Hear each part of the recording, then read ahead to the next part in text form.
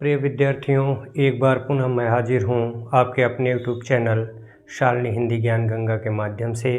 प्रिय विद्यार्थियों, आप सभी का हार्दिक स्वागत एवं अभिनंदन करते हुए मैं आज के प्रकरण पर चर्चा करूँगा। आज का विषय है अपभ्रंश भाषा के कवि पुष्यदंत।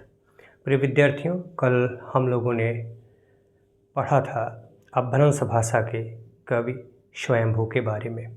प्रिय विद्यार्थियों, आज हम लोग अपभ्रंश भाषा के एक और कवि जो दूसरे पायदान पर महत्वपूर्ण स्थान रखते हैं हिंदी साहित्य में, अपभ्रंश भाषा के कवियों में इनको महत्वपूर्ण स्थान प्राप्त है।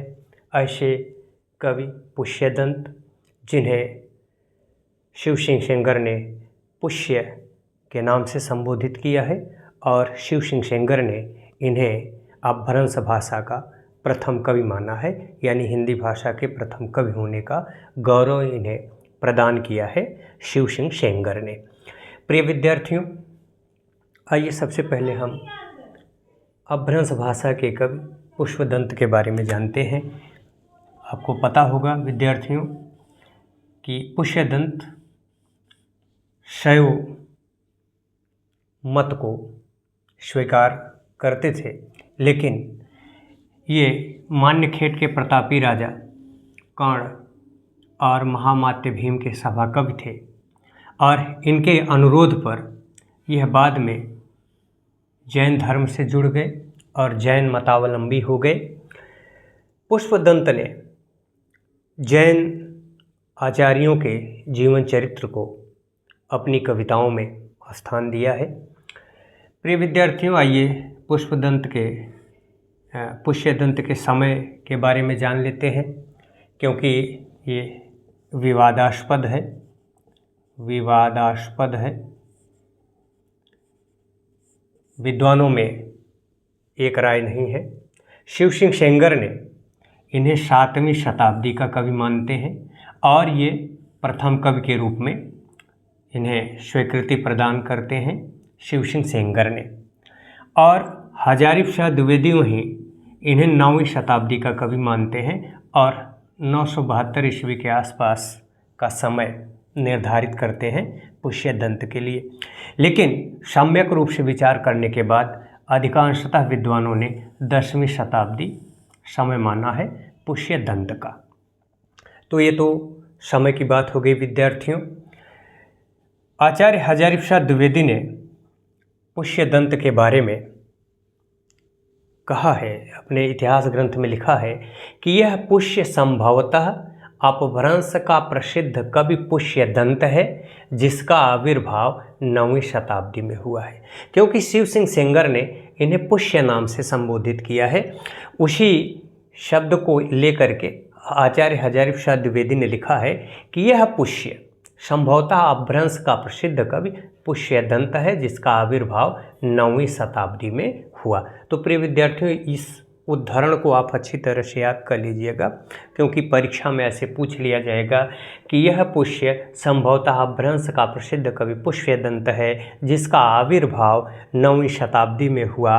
कथन किसका है? तो विद्यार्थियों, यह कथन है आचार्य हजारीप्रसाद द्विवेदी का। ये आपको पता होना चाहिए। अब बात करते हैं कि पुष्यदंत ने कितनी रचनाएं की हैं, उनकी कृतियों के नाम क्या हैं।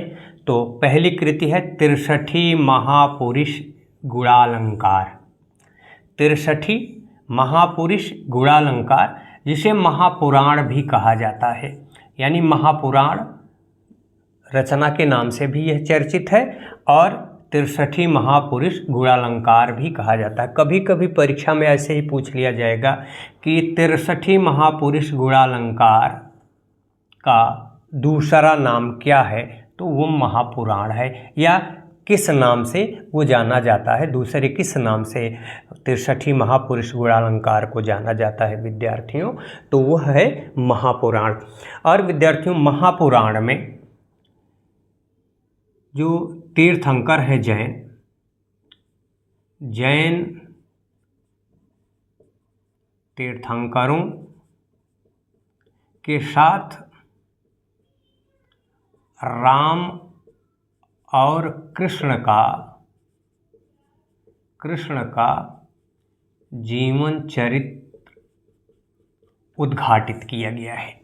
यानी इस ग्रंथ में विद्यार्थियों पुष्यदंत ने 63 इसीलिए कहा गया है 63 जैन तीर्थंकरों के साथ साथ राम और कृष्ण के जीवन चरित्र को उद्घाटित किया है। प्रिय विद्यार्थियों, ये जो तीनों ग्रंथ हैं ये चरित्र काव्य हैं और ये धार्मिक काव्य हैं।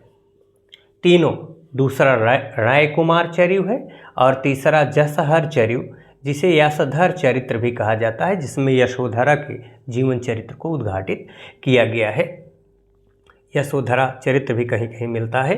तो प्रिय विद्यार्थियों, यह धार्मिक ग्रंथ है और धर्म को वर्ण विषय बना करके, हालांकि ये राजाश्रित कवि थे, राजा के सभा कवि थे, राजा के दरबार में रहते थे, लेकिन इन्होंने राज दरबार में रहते हुए धार्मिक साहित्य का सृजन किया, जिसमें 63 महापुरुष गुणालंकार, जिसे महापुराण भी कहा जाता है, जिसमें 63 जैन तीर्थंकरों के साथ राम और कृष्ण का जीवन चरित्र उद्घाटित किया है। दूसरा ग्रंथ इनका राय कुमार चरिव है और तीसरा जसहर चरिव है। परंतु विद्यार्थियों, यहाँ एक चीज़ और ध्यान देने की बात है, आचार्य रामचंद्र शुक्ल ने इनके केवल 2 ग्रंथ माने हैं और वो आदि पुराण और उत्तर पुराण के नाम से इन्हें संबोधित किया है। यानी आचार्य रामचंद्र शुक्ल ने पुष्यदंत के 2 ग्रंथों की चर्चा की है और उनके नाम आदि पुराण और उत्तर पुराण बताए हैं आचार्य रामचंद्र शुक्ल। तो यहाँ से भी ये प्रश्न पूछा जा सकता है कि आचार्य रामचंद्र शुक्ल ने पुष्यदंत के कितनी रचनाओं को स्वीकृति प्रदान की है? तो 2, और उनके नाम क्या हैं? आदि पुराण और उत्तर पुराण। अब आइए विद्यार्थियों, कुछ महत्वपूर्ण तथ्य हैं, उनको भी हम जान लेते हैं। महापुराण में 63 महापुरुषों का जीवन चरित्र है, जैसे मैंने पहले आपको बताया। इन्होंने चौपाई छंद का प्रयोग किया है, जिनमें 15 मात्राएं होती हैं। चौपाई छंद ये बहुत महत्वपूर्ण है, ध्यान दीजिएगा। प्रश्न पूछ लिया जाता है चौपाई छंद में कितनी मात्राएं होती हैं। ये चौपाई का ही एक स्वरूप है और इसमें केवल 15 मात्राएं पाई जाती हैं और पुष्यदंत ने चौपाई छंद में अपनी कृतियों का सृजन किया है। एक और महत्वपूर्ण तथ्य है कि पुष्यदंत ने स्वयं को अभिमानुमेरु, याद कर लीजिएगा विद्यार्थियों, बहुत ही महत्वपूर्ण प्रकरण आज हम आपके बीच लेकर के आए हैं। यहाँ से निश्चित ही आपको, चाहे जो भी परीक्षा आप देंगे, चाहे टीजीटी, पीजीटी, एलटी और जो है हायर एजुकेशन की, असिस्टेंट प्रोफेसर की या लेक्चरर की, जीआईसी की आप परीक्षा देंगे, तो विद्यार्थियों निश्चित ही ये बहुत महत्वपूर्ण बिंदु है। अपभ्रंश भाषा के पुष्यदंत बहुत ही महत्वपूर्ण कवि हैं और यहाँ से निश्चित ही आपको प्रश्न परीक्षा में मिलेंगे, इसलिए आप इसको अच्छी तरह से याद कर लीजिएगा, कंठस्थ कर लीजिएगा। पुष्यदंत ने स्वयं को अभिमान मेरु कहा, काव्य रत्नाकर कहा, कवि कुल तिलक कहा। तो किस कवि ने अपने को अभिमान मेरु, काव्य रत्नाकर या कवि कुल तिलक कहा है? तो यह पुष्यदंत ने स्वयं अपने को कहा है। क्या कहा है? अभिमान मेरु, काव्य रत्नाकर, कवि कुल तिलक। इन नामों को, इन उपाधियों को आप अच्छी तरह से याद कर लीजिएगा। पुष्यदंत ने स्वयं को इन उपाधियों से विभूषित किया है, अभिमान मेरु, काव्य रत्नाकर और कविकुल तिलक से। डॉक्टर भयाणी ने इन्हें अपभ्रंश का भवभूति कहा है। 2 प्रश्न यहाँ से बनेंगे।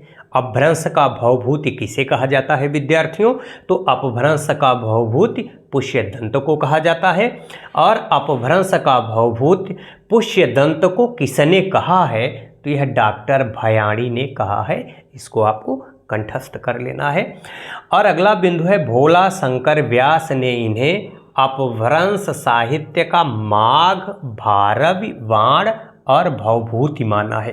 प्रिय विद्यार्थियों, ये सारे विद्वान, ये सारे कवि संस्कृत साहित्य से हैं। माघ, भारव, वाण भवभूति।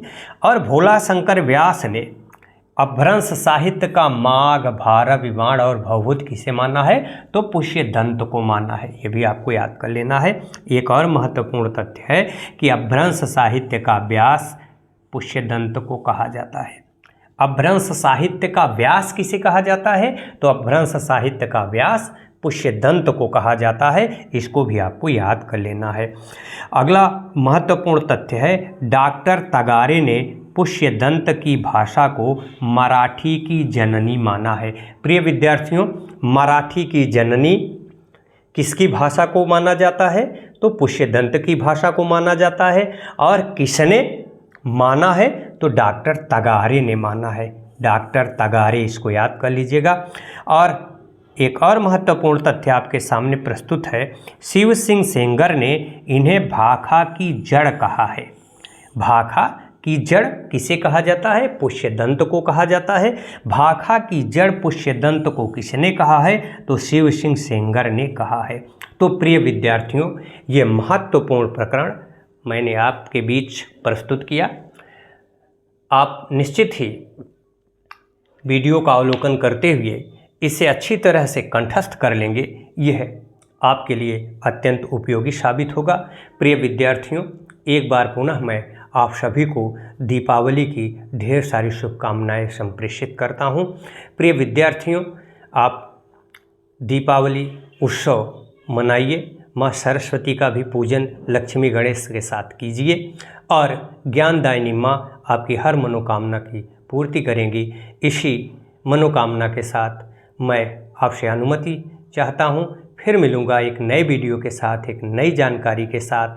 तब तक आप मुस्कुराते रहिए, हंसते रहिए। ईश्वर आपको हर खुशी दे। धन्यवाद। जय हिंदी, जय हिंद, जय भारत।